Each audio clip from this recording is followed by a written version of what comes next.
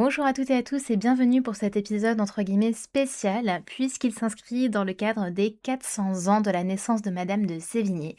Et oui, 400 ans déjà puisqu'elle est de février 1626 et je me suis dit qu'à cette occasion c'était quand même pas mal de vous rediffuser un épisode qui est paru en 2024 sur le crâne de Madame de Sévigné et sur la façon dont il a été scié pendant la Révolution française. Bonne écoute à vous et on se retrouve jeudi pour les épisodes normaux. À très vite. Bonjour et bienvenue dans les coulisses de la littérature, le podcast pour tous les aficionados de l'encre et de la plume. Je m'appelle Anna et je suis autrice, éditrice et passionnée de lecture depuis toujours. Dans ce podcast, je vous partage des anecdotes littéraires pour redécouvrir les chefs-d'œuvre de la littérature et leurs auteurs sous un nouvel angle, mais aussi une mise en perspective de certaines problématiques actuelles de la littérature. Alors, prêt à entrer dans la secte des adorateurs de mots avec moi ? Bonjour et bienvenue dans notre traditionnel épisode hebdomadaire consacré au dessous de la littérature. Je suis ravie de vous retrouver cette semaine pour vous parler, enfin plutôt vous entretenir, comme on le disait si joliment autrefois, d'une épistolière de renom, porte-voix du grand siècle, celui des trois mousquetaires de D'Artagnan et de Louis XIV. Le grand siècle, celui qui vit briller le roi soleil et resplendir Molière ou Racine. Je veux également parler du siècle des Précieuses et du siècle de Madame de La Fayette, mais surtout de sa grande amie, la marquise de Sévigné. Alors oui, contrairement à Madame de La Fayette, la marquise n'est pas publiée de son vivant et n'est guère connue pour son roman. Là où la princesse de Clèves sera assumée haut et fort, clamée par son autrice et reconnue par ses lecteurs, les lettres de la marquise sont vouées, normalement, à rester sous le couvert de l'intime. Mais ça, c'était sans compter l'immense spiritualité et la verve de sa plume, qui les écrit et qui donne envie à divers copistes de les multiplier, puis de les rassembler et les publier à titre posthume. Comme toujours, je m'empresse de vous donner 1000 détails sans poser d'abord le cadre, alors revenons d'abord aux bases, à savoir qui fut Madame de Sévigné. Madame de Sévigné, également désignée comme étant la marquise, s'appelle en réalité Marie de Rabutin-Chantal. Elle naît le 5 février 1626 à Paris, dans le quartier du Marais. Elle est la fille de Marie de Coulanges et de Celse Bénigne de Rabutin, dont elle sera très tôt orpheline, puisque son père, issu de la noblesse bourguignonne, meurt alors qu'elle n'est âgée que de 18 mois, tandis que sa mère, pour sa part, mourra lorsqu'elle n'a que 7 ans. Pour vous donner un repère dans ce siècle que l'on a tendance à méconnaître tant il est éloigné de nous, dites-vous que le règne de Louis XIV, lui, commence en 1638 et durera jusqu'en 1715, tandis que notre très estimée marquise trépassera en 1696. Alors si aujourd'hui la marquise est connue par toutes et tous comme étant une autrice de lettres géniales, mais quelle fut sa vie ? En 2 mots, la voici. La petite Marie est élevée par ses grands-parents. Elle apprend rapidement l'italien et l'espagnol et se ravit très tôt pour les pièces de Corneille, tout comme elle aimera plus tard les fables de La Fontaine, qu'elle apprendra même souvent par cœur au sein du cercle des Précieuses. Ses grands-parents lui choisissent un beau parti, Henri de Sévigné, qu'elle épouse à 18 ans. Ils ont 2 enfants ensemble, Françoise et Charles. Puis, il apparaît que Madame de Sévigné, prudente ou hypocondriaque, chacun en jugera, a une peur panique de retomber enceinte et surtout de mourir en couche. Elle décide alors de faire un vœu de chasteté, vœu qu'elle respectera toute sa vie, y compris après la mort de son époux alors qu'il succombe aux suites d'une blessure d'un duel à l'épée, alors qu'elle n'a que 25 ans.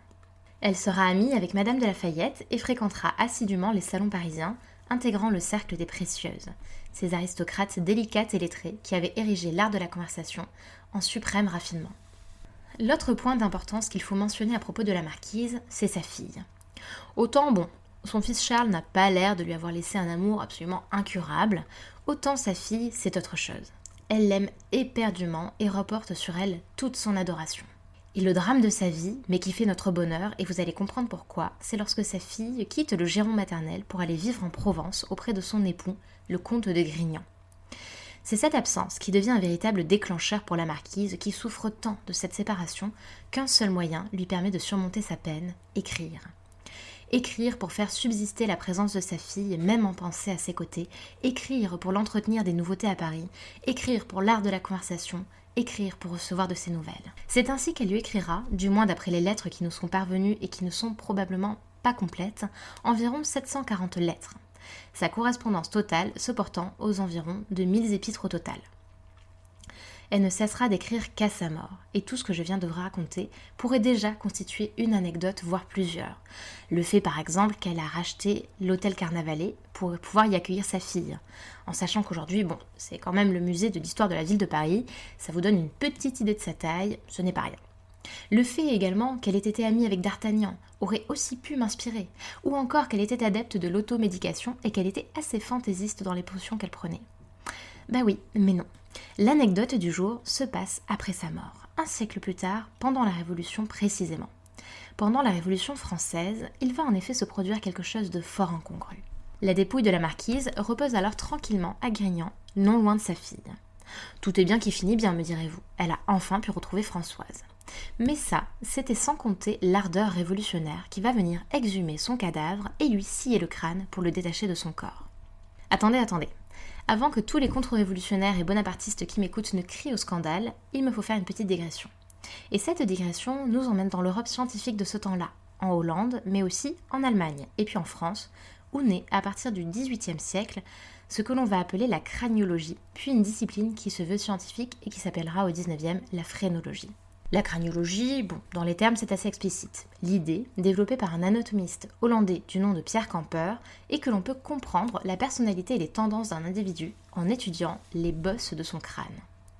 La phrénologie, qui est ensuite poursuivie et développée par Franz Joseph Gall, reprendra plus ou moins cette idée, c'est-à-dire selon laquelle l'étude détaillée et anatomique du cerveau permettrait d'en déduire les dispositions intellectuelles et spirituelles. Hélas, bien entendu, les pseudo-déductions concernant l'intelligence et la personnalité de quelqu'un ne tarderont pas à légitimer et appuyer des théories racistes opposant les Européens aux non-Européens. Mais, et c'est de cela dont je voulais vous parler aujourd'hui, cela aiguisera également l'appétit des chercheurs pour des cerveaux dits exceptionnels. Or, quoi de plus exceptionnel à l'époque où la poste n'est pas encore motorisée, ni aussi rapide qu'aujourd'hui, où l'on ne connaît ni mail, ni SMS, ni même réseaux sociaux, que d'avoir un millier de lettres à son actif, je vous le demande. Vous voyez ce que ça fait déjà 1 million, Armina? Ah, c'est bien, oui, merci. C'est donc bien sur ce motif que le corps de Madame de Sévigné sera exhumé, son crâne scié à la base de la nuque, puis expédié à Paris pour étude. Aucune étude ne nous est cependant parvenue qui aurait permis d'expliquer son incroyable fécondité intellectuelle. Chou blanc donc. Je vous laisse après ces 2 petits extraits humoristiques sur un extrait de la plus célèbre des lettres de Madame de Sévigné, celle adressée à Monsieur de Coulanges, la lettre dite de Mademoiselle en 1670. C'est un extrait que j'ai trouvé sur France Culture, je vous mettrai les références en bas de l'épisode.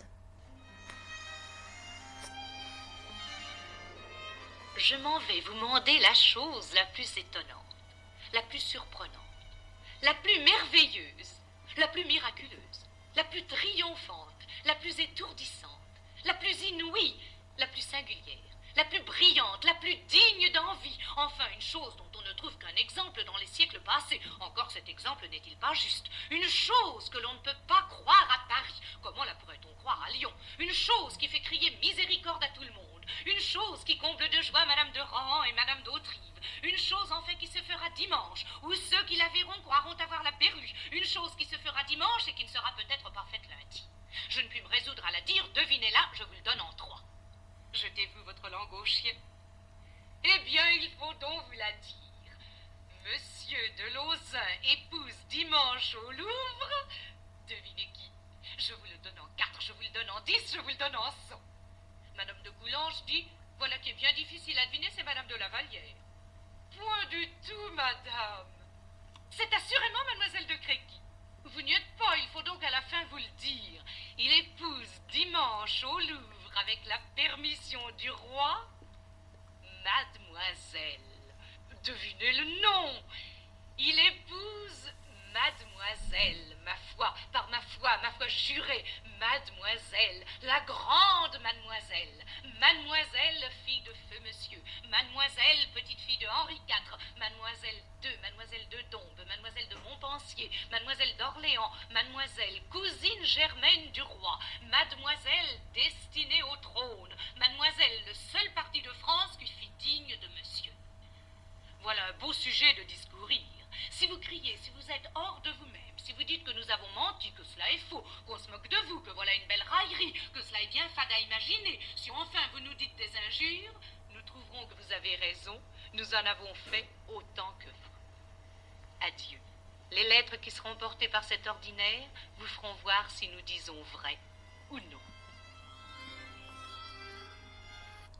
C'était un épisode paru dans l'émission de France Culture Concordance des temps de Jean-Noël Jeannet, intitulé Madame de Sévigné, l'épistolière essentielle. À la semaine prochaine pour de nouvelles anecdotes. Les dessous de la littérature, c'est tout pour aujourd'hui. On se retrouve la semaine prochaine et surtout, n'oublie pas de t'abonner pour recevoir tous les derniers épisodes. À bientôt!